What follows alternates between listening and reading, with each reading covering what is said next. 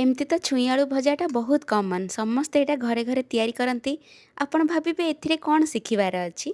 तो आपण प्रोसेस देखंतु कहीं ना समस्तंकर रोसेईर प्रोसेस टिके टिके अलग थाए जो आमर भजार टेस्ट भी टिके टिके अलग होता है।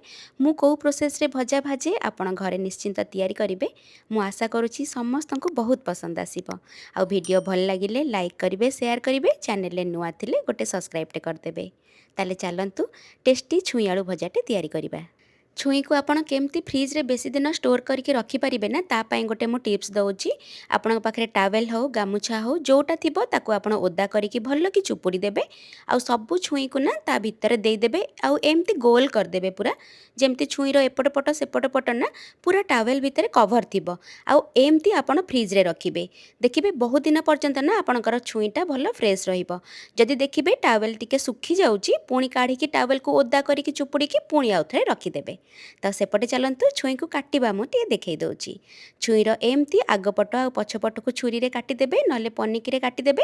तापर एमती गोटे साइज रो सबु छुई गोटे साइज रो करिवे।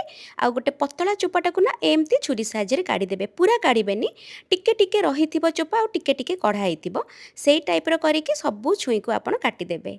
आपण ना छुई को सबु बेले निजर डाइट रे इनक्लूड करंतु काहेकि ना बहुत कैल्शियम थाए आ हाड़ को भी स्ट्रांग करे। तो निश्चिंत सबले खांतु छुई। तो येठी मु सबु छुई को काटिकी रेडी करनेबी। आउ एठी मु गोटे बढ़िया टिप्सटे देबी जो माने बाहर देश रे रहउचंती जोठी हमर फ्रेश छुईटा मिलबा टिके कष्ट सब बेले फ्रोजेन छुईटा मिलुची ना आपण पैकेट रो छुई को बाहर कला परे पानी रे किछि समय ना एमती बुड़े की छाड़ी दियंतु 10-15 मिनिट पाखापाखी। आउ तापरे आपण रोसई करंतु देखिबे से फ्रोजेन छुईटा ना आपण को टेस्ट रे बेटर लागिबो। आपण निश्चिंत थरे ट्राई करके मते जणैबे। छुई आलू भजा पाई मु एठी 5टा छुई नेइथिली ताकू खंड खंड करी काटिची आउ चोपा छड़ेकी काटिकी धोईकी रखिची। आउ एठी 2टा मीडियम साइज रो आलू नेइथिली ताकू देखंतु केमती मु गोल गोल काटिची आउ चोपा लगेकी रखिची। चोपा आपण छड़ेबेनी कंचा आलू अछि आउ टिक्के मोटा साइज रो रखिबे ना ए भजारे खाया पाई भल लागिबो। मसला पाई एठी देखंतु मु गोटे बड़ चामच रखिची हळदिया सोरिष गोटे बड़ चामच रखिची कला सोरिष आउ गोटे छोट चामच रखिची मु जीरा आउ 2टा रखिची सुखिला लंका। आपण जदि चाहिबे ना खाली कला सोरिष रे भी मसला बनेइबे किंतु टिक्के हळदिया सोरिष को मिसेइकी बनांतु भजार टेस्टटा देखिबे बहुत भल आसे। तो गोटे ग्राइंडिंग जार रे सब जिंस देई दबा काहेकि ना आमे प्रथमे टिके सुखिला रे गुंड कर दबा। एमती कले कोन हबो ना मसलाटा आपण देखिबे चिकन हेकी बाटी हबो। आ जेमती सोरिष मसला बाटिया पाई बहुत टाइम लागे चिकन हुएनी सेमती हबनी। तो सेथिपाई मु एबे प्रथमे सुखिला रे एको गुंड करके नहीं आसली। तापरे एठी 8 रु 9 कोला पाखापाखी मु रसुण देइची आ गोटे छोट साइज रो पियाजटा देइची आउ टिके पानी देइकी जेतिकी दरकार आपण पानी देबे मसलाटा बाटी हबो जेमती सेमती पानी देइकी चिकन करके बाटी देबे। मसलाटा ना चिकन करके बाटंतु आउ किछि समय आगुरु आपण ना मसलाटा को बाटिकी रखी दियंतु जेबे भी आपण रोसई करिया को जाउचंती ना प्रथमे मसलाटा को बाटिकी रखी दियंतु देखिबे टेस्ट भी भल लगे आउ मसलाटा आपण देखिबे पिता भी लागिबनी। भजा भाजिया पाई एठी गैस रे गोटे कढ़ई बसई दियंतु आउ सेथिरे गोटे ग्लास दे दियंतु पानी। पानी जेमती फुटी जिवो एठी जो काटिकी रखिथिबा छुई आलू को देकी आवश्यक हिसाब रे एठी आपण लूण दे देबे आउ तापरे दे देबे अध चामच रो हळदी गुंड आउ भल कलर आसिया पाई देबे अध चामच रो काश्मीरी चिली पाउडर एटा ऑप्शनल अछि।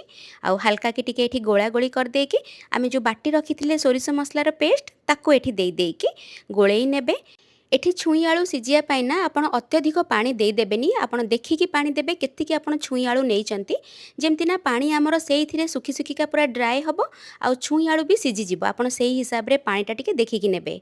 तो एबे आमे गैस रो फ्लेम को पूरा हाई रे कर दबा आउ प्रथम बॉयलटा आसिला परे गैस रो फ्लेम को आपण मीडियम करिकी कवर कर देबे आउ कवर करिकी छुई आलू को सिझिया पाई छाड़िबे। एठी हाई फ्लेम रखिबेनी नहले ना उतुरीकी माने बाहर को आसी जिवो उतुरी जिवो सोरिष मसला ना आमको छुई आलू को से पर्यंत सिझेबार अच्छी जे पर्यंत छुईटा सिझीजनी आलूटा भी सिझीजनी और जहाँ आम पानी मसला देचे ना से सुखिकी जमी ड्राए हम। तो से मझे मझे आप एमती कवर काढ़तु आउ टिके गोला गोली कर दिंतु। छुईटा को अत्यधिक भी सिझे देवेनि अत्यधिक सिझिकी जब खोली जाए ना से भी खावाई भल लगे। तो किछि समय एमती कलापर ए स्टेज रे आपण देखंतु पानी भी सुखी जाइए आ मो आलू आउ छुई को चेक करे नौची आलू आउ छुई आपण देखंतु केते सुंदर रे सिझी भी गलानी।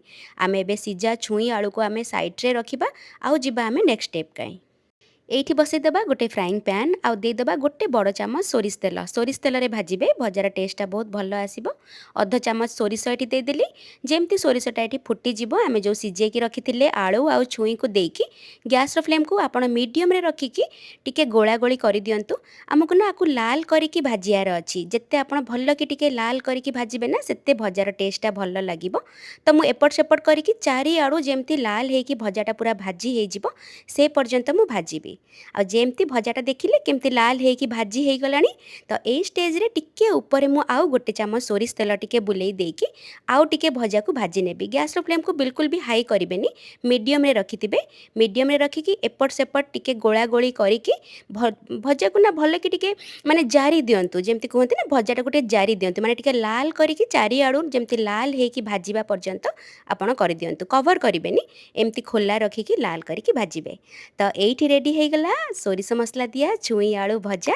ଏମିତି ଆପଣ ବନେଇକି ଖାଆନ୍ତୁ, ବହୁତ ଟେଷ୍ଟି ଲାଗେ। ଗ୍ୟାସ୍ର ଫ୍ଲେମ୍କୁ ମୁଁ ଏବେ ଅଫ୍ କରିକି ଆପଣଙ୍କ ପାଇଁ ବାଢ଼ି ନେଉଛି। ପଖାଳ ସାଙ୍ଗରେ ଖାଇବେ ନା ବହୁତ ଟେଷ୍ଟି ଲାଗେ। ତ ଆପଣ ନେକ୍ସଟ ଟାଇମ୍ ଯେବେ ବି ଛୁଇଁ ଆଳୁ ଭାଜିବେ ଏଇ ପ୍ରୋସେସ୍ରେ ପ୍ଲିଜ୍ ଭାଜିକି ଥରେ ଦେଖନ୍ତୁ। ଆଉ ମୁଁ ଭାବୁଛି ମୁଁ ଆପଣଙ୍କୁ ଠିକ୍ସେ ବୁଝେଇ ପାରିଲି। ମୋତେ କମେଣ୍ଟରେ କହିବେ ମୁଁ ଠିକ୍ସେ ବୁଝେଇ ପାରିଲି କି ନାହିଁ। ରହୁଛି, ପୁଣି ଦେଖା ହେବ ଆପଣଙ୍କ ସହିତ ଆଉ ଗୋଟେ ନୂଆ ଭିଡ଼ିଓରେ। ଜୟ ଜଗନ୍ନାଥ।